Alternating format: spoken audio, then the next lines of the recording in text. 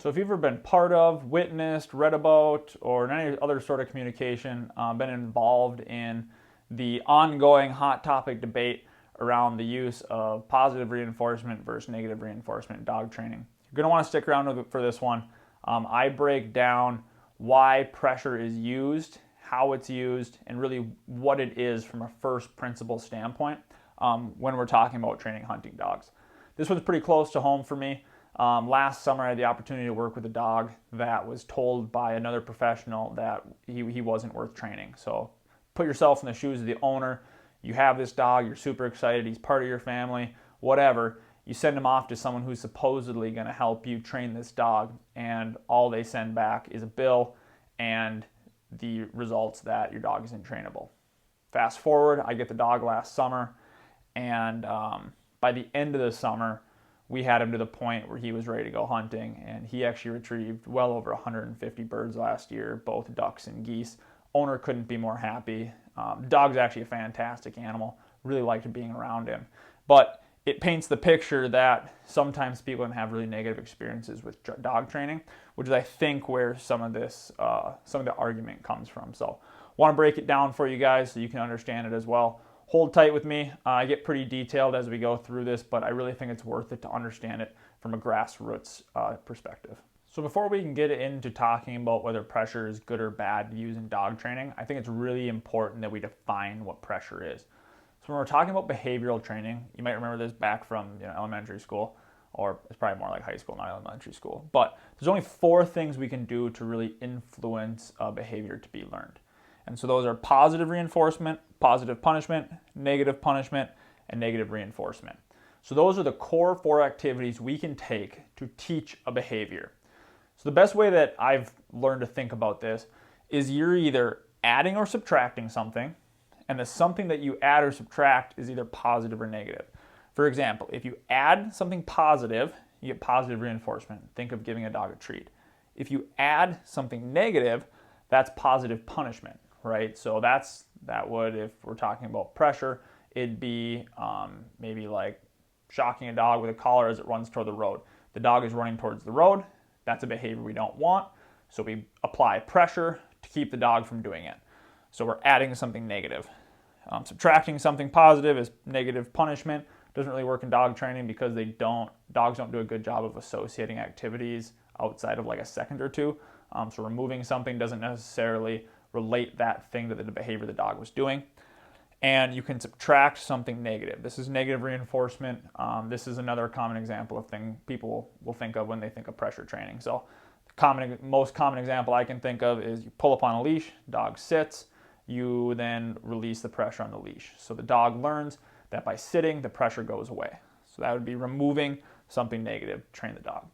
So when we're talking about pressure, really what we're referring to is these 2 activities.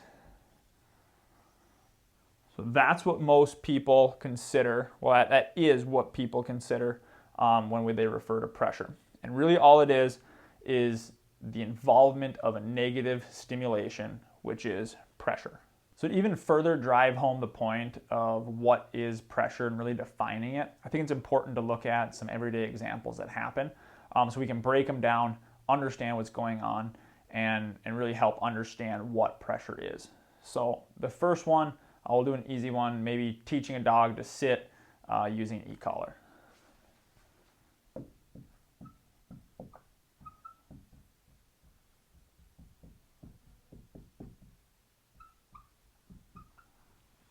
All right, so that's the action we're doing.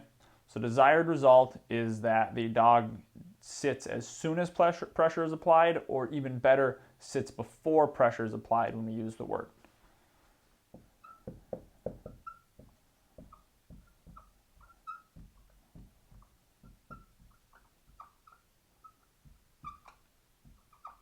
All right, so the dog sits when given a command. So the stimulation, obviously, is the e-collar.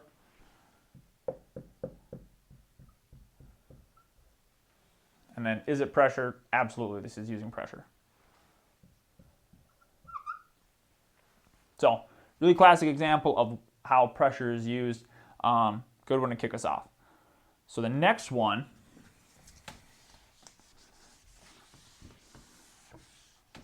that's pretty common, is when you're teaching a dog to stay in their kennel to be released before they come out, would be closing the door on the dog as it goes to come out.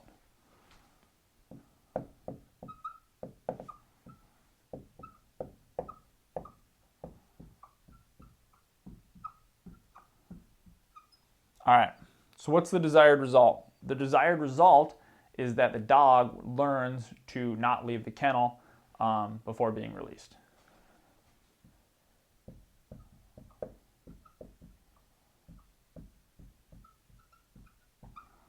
Okay, so now we got a dog that waits for release from the kennel.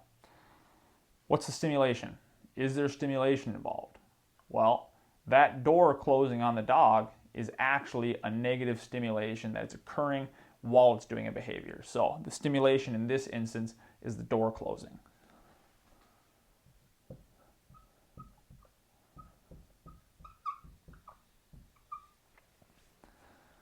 All right, so we have the dog, the kennel closing on the door, we have it waiting to be released, and we have the actual stimulation involved, which is the door closing to teach the dog behavior. So is it pressure? Yes, this is pressure in dog training. While significantly maybe less extreme pressure or high levels of it, this is still pressure if we go by the definition of introducing a negative stimulation to prevent a behavior from happening. The behavior that we're preventing from happening is the dog actually leaving the kennel, and the stimulation that we're adding into this situation is the door closing. So this is an example of positive punishment, where we're adding a stimulation in to prevent a behavior from happening in the future.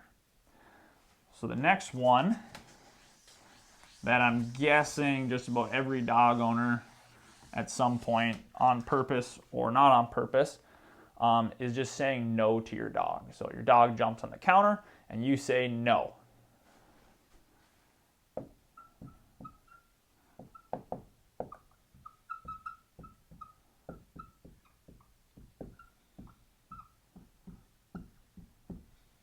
All right, so dog jumps on the counter, pretty natural reaction to say no to your dog. Desired result is that the dog does not jump on the counter in the future.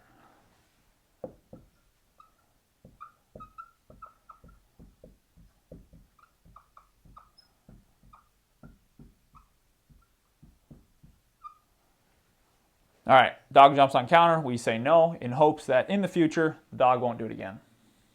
So what's the stimulation? The stimulation is the word no. That is the negative stimulation that we're adding.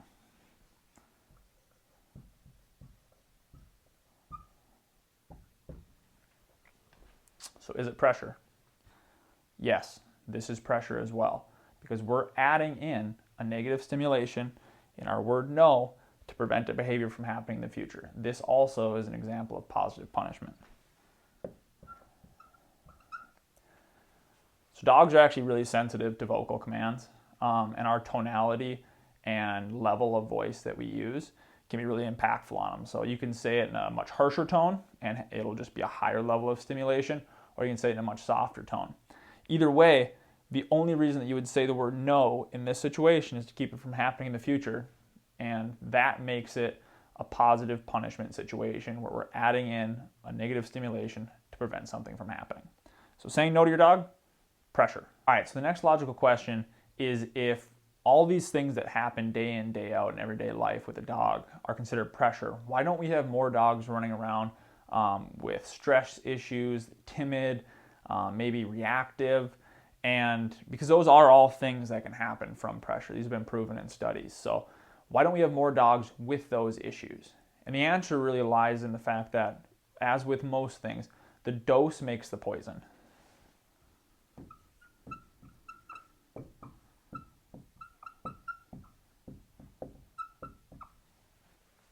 That could not be more true for pressure.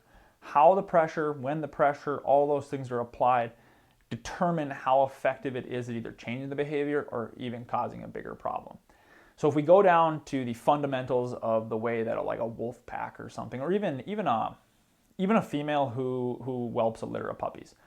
So those puppies, they come out and they use that female for nursing, right? So they get milk, they build strong, and at 6, 7, 8 weeks old, if the breeder themselves don't separate the puppies, At some point, that mom is going to cut those puppies off from the milk. And when she does it, I'm not sure if you've ever seen it before, but it's not pretty. She doesn't just walk away and all of a sudden the puppies stop trying to nurse. I mean, she'll nip at them, she'll bite at them. Times maybe she'll like grab their whole head, put it in her mouth and shake them, almost like she's going to kill them, but she doesn't. All those are forms of pressure. Those are negative stimulations being introduced to a situation to keep behavior from happening in the future. So pressure exists in the dog world itself. It really comes down to us as humans having a misunderstanding of dog behavior and reading a situation poorly and using pressure in a way that's not appropriate. So one of those ways that can happen is using pressure at the wrong time. Therefore, we actually correct the wrong behavior. So poor timing. Poor timing can create a ton of confusion for your dog if you're correcting the wrong behavior. And this really comes down to timing. You have a little over a second to correct a behavior if you're actually going to have the dog associate the correction with the behavior that it was doing. And so if you time this poorly, you can confuse your dog, which causes a ton of stress and just actually a ton of training issues, because all of a sudden you got a dog spiraling and it's just doing whatever behavior it thinks you want because you weren't clear on what you were actually training for. So poor timing is definitely something that can happen with pressure. The next one is excessive use.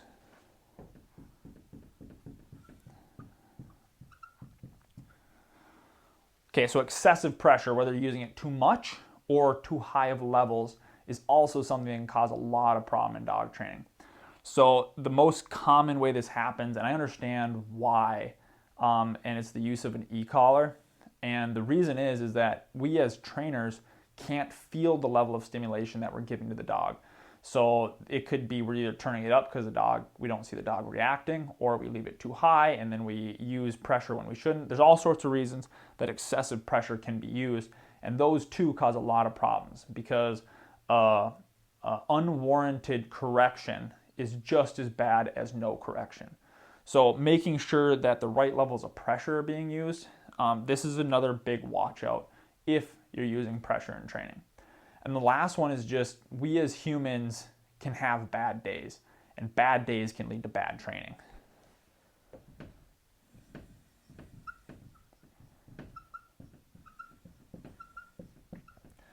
So I'm sure everyone has had a day where they're just frustrated with basically everything that happens. Woke up on the wrong side of the bed is an old saying.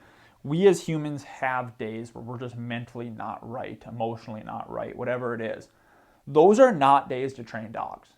Those are days to take them out, let them run, ask for minimal control from them, but put them back and don't do any harm. These are not days to train dogs because your odds of having poor timing or excessive use go way up.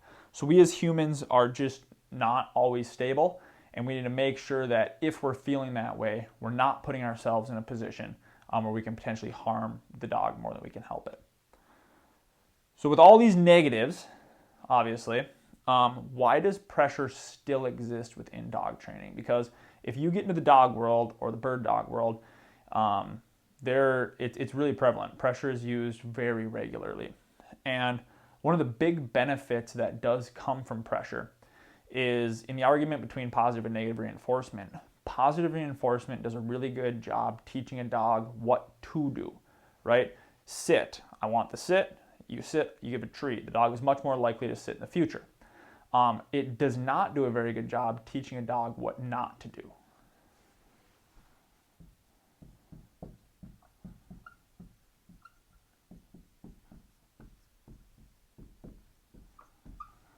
The example I like using for this is a place command. So place is a command where you put a dog up onto a bed or something, you put it on a place, and that dog is to stay there until being released. So there's two portions to the place command.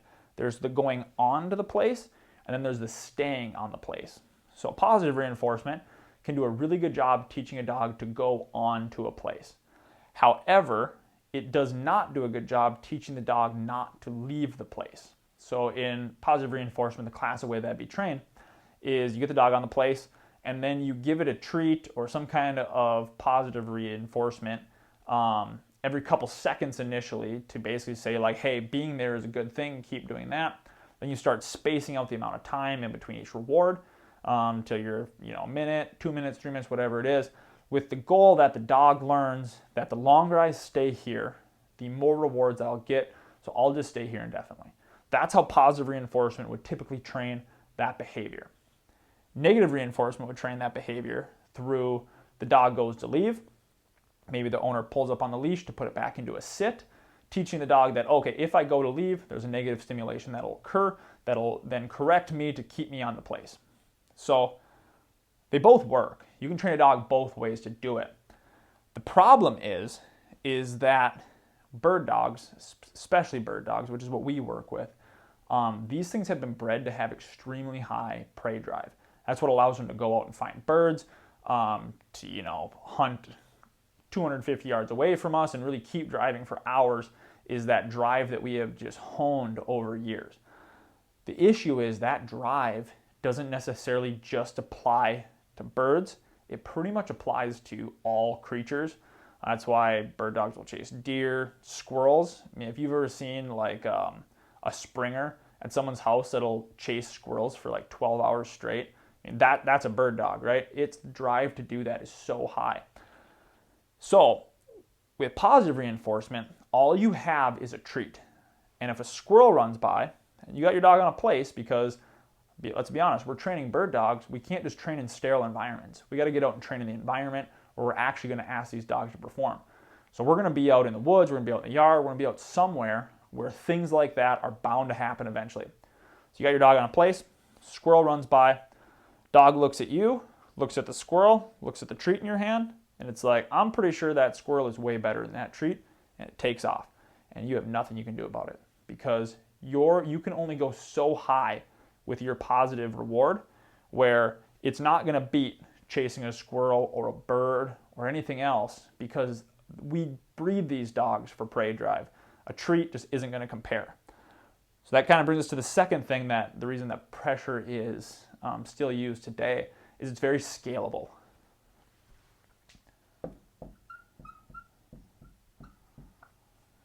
So in the squirrel example, we can only give so good of a treat. Squirrel's probably going to beat the treat. But in the pressure example, we can increase the amount of pressure to match the level of distraction. And that's really the key, is that we can match the level of distraction, whether that's basically no distraction because we're in a really controlled environment where we can use really small amounts of pressure, or we can increase that if we have a high level of distraction like a squirrel come by, to make sure we can regain control of that situation. By doing that, we can, number one, maintain control, because a dog that's running, chasing a squirrel is liable to end up in a road or anywhere else. But number two, we get to train that behavior, and we get to reinforce that that was the right decision. So next time that something like that comes along, it's much easier to reinforce. So it's good at teaching a dog what not to do, chasing, and it's scalable for all sorts of situations that you might run into. Those are kind of the main reasons that pressure is still used in a lot of training systems today. So to understand the effectiveness of really any training method, I think you got to explore the fringe examples of where it would be applied. So for me, being in the hunting dog world, those fringe examples would be the field trials that take place, both hunting or both pointing and retriever. So let's start with the retriever trials.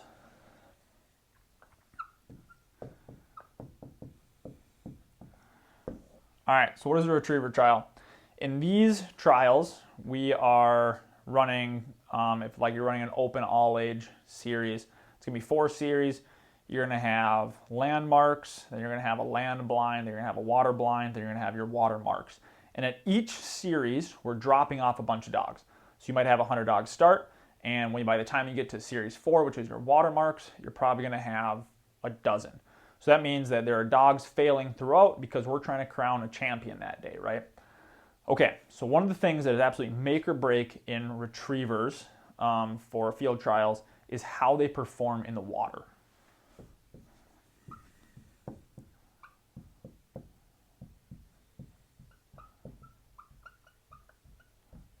So it might seem really simple that a dog gets in the water and swims, but it's not at all in the field trial world. So lots of times we're testing dogs on their how they hold a line. So if you consider, maybe you have your mark here. This would be your mark. You have your line here. So that's where the dog starts from. And the dog is going to be tested on how well it can hold a straight line from where it starts to where the mark is. Now the only issue is lots of times we'll throw in things that make this a lot more complicated for them to hold a straight line. So consider a body of water. I'll grab blue for this because that'll be better. Consider a body of water that runs, parallel, right? So the dog actually has to swim. So this is a swim right here. So the dog has to swim right across here. Okay, so the dog leaves for the retrieve, and it has the option to either take this angle of water, or it could carry up here, go here, and then come here. Or maybe it runs down this shore, crosses, and then straight lines it, right? That's what you'll see lots of times is they'll actually run the shore, choose it, and then straight line to the bird. In a field trial, if your dog does this, where it skirts the water or doesn't get it on a straight line, you might as well pick up and go home. You are not going to wind up on the winner's stand if your dog skirts the water. So it has to take water at an angle at a distance. Okay? So let's say your dog doesn't. Let's say it starts skirting it. If you're training positive with a positive reinforcement method, what do? How do you correct that behavior? Well, the only option you have is you have to take a step back, you have to simplify, and you have to teach it. So you have to go all the way back, you have to get your dog, start right next to the water, train those angles, you have to do all that stuff. But even then, if the dog makes that mistake, you don't have any tools in your tool belt to fix that behavior. So what happens is the use of pressure happens, and what the handler is able to do is the second that the dog decides to not take the water, they'll actually be able to stop their dog, give it a correction, and put it back into the water where it was supposed to be. And that way they teach the dog that decision you made, because that's all we can do. We can only train a dog's decisions. We can't train their behaviors. So we need a dog to make a decision to train it properly. That decision that you made was the wrong one. You should have taken water. And because you didn't, I'm going to show you that through the use of pressure. So in the field trial world for retrievers, this is how taking water is trained. Now, obviously, you want to do that with the least amount of pressure possible. So if maybe for a young dog, it's just stopping them, yelling no, because no, once again, as we determined, is a use of pressure. You yell no at them, and then you get them back online and you put them across. Now, them making that retrieve is a reward. That is positive reinforcement, getting to make the retrieve. So they make the retrieve, they come back, and we got their line right, so now they get rewarded for doing the right thing, and we're able to build that behavior. Now the same thing happens if a dog skirts the shore and then makes the retrieve, right? Now the dog is skirting the water, making the retrieve, and being rewarded for the wrong things. So now you're developing a habit of skirting water, which basically guarantees you that you will never place at a field trial. So that's the field trial example for retrievers. Same thing exists for pointing dogs.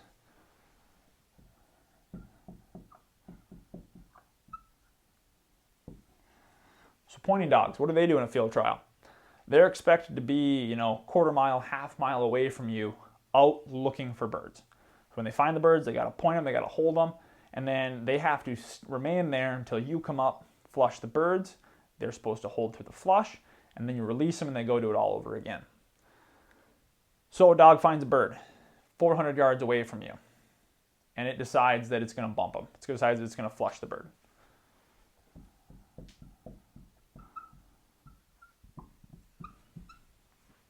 So the dog flushes the bird at 400 yards. That's obviously that's a behavior that we don't want, because if a dog flushes a bird, we can't compete with it. We can't even shoot the birds. There's a lot of things that are bad about a dog flushing a bird at 400 yards. Positive reinforcement, how do we train that? The only way to really train it is to try to get them to do it right at 4 yards and then try to build it up. But once again, the reward of chasing a bird is pretty high for a dog.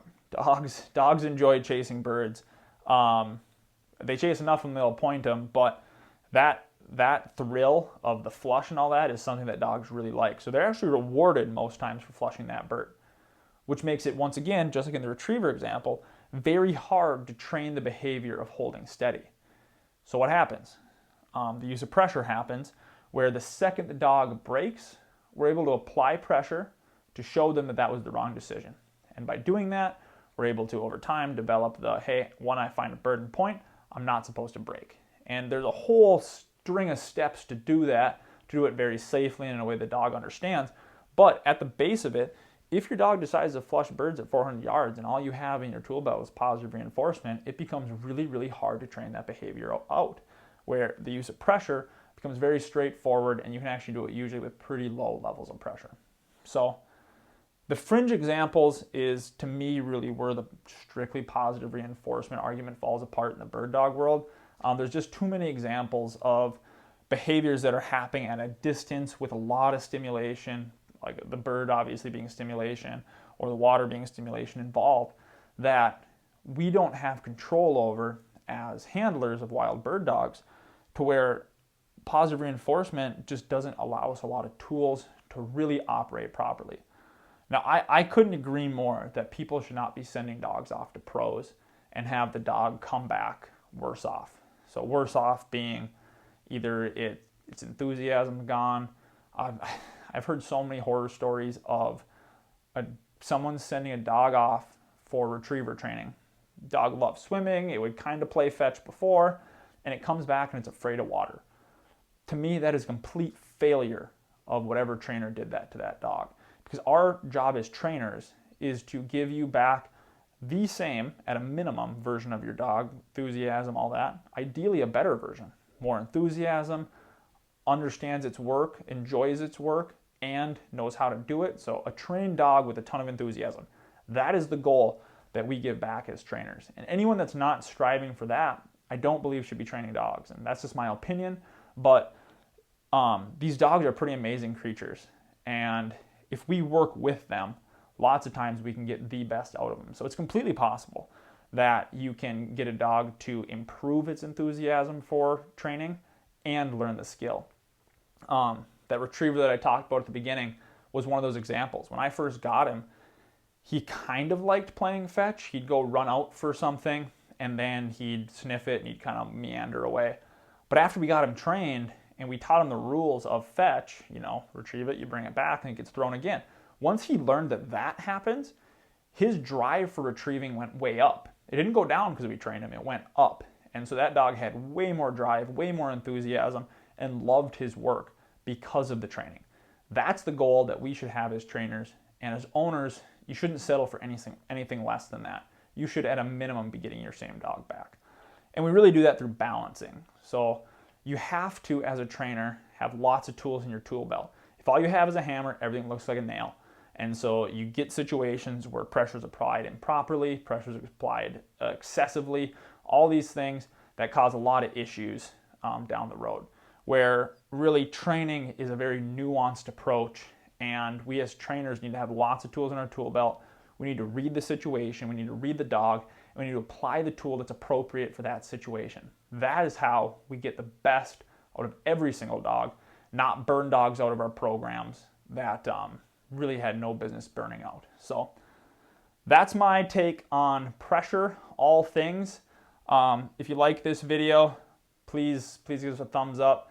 Also, if you'd like to see how these principles can be applied to you and your dog, we're actually going to run an on-site 8-week program where we take handlers and their dogs through all these stages of training. So all the way through steadiness, so your dog's ready to hunt this next season. If you're interested in that, please reach out. Otherwise, appreciate you watching.